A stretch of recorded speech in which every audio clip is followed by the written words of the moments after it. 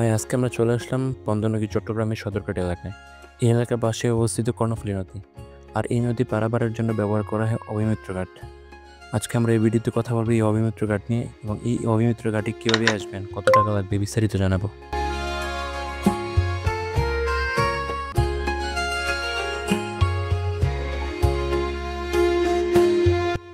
প্রথমে চট্টগ্রামের যে কোনো স্থান থেকে নিউ মার্কেট এলাকায় চলে আসবেন। সেখান থেকে টেম্পো করে 10 টাকা ভাড়া নেবে, ফিরিঙ্গি বাজার চলে আসবেন। ফিরিঙ্গি বাজার থেকে 2 মিনিট হাঁটলে বা যে কাউকে জিজ্ঞাসা করলে আপনি অবিমিত্র ঘাটে চলে আসতে পারবেন।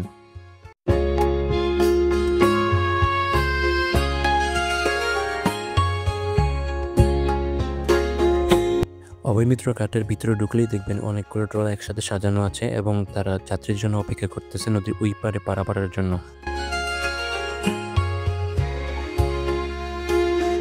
নদী পারাপারের জন্য পার পার্সন 15 টাকা করে নিয়ে থাকে, আর একটি ট্রলারে সর্বোচ্চ 10 জন বসতে পারে।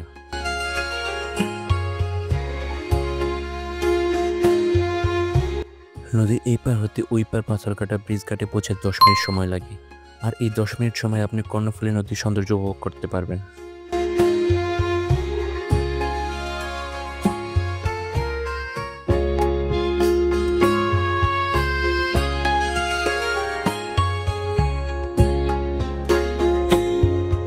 এই ঘাট ইউজ করা হয় মূলত শাহ আমানত সেতুর বিকল্প হিসেবে এবং কোতোয়ালি থেকে খুব অল্প সময়ে নদীর ওই পার পৌঁছে মসজিদ টেক আনোয়ারা বাঁশখালী যাওয়া যায়।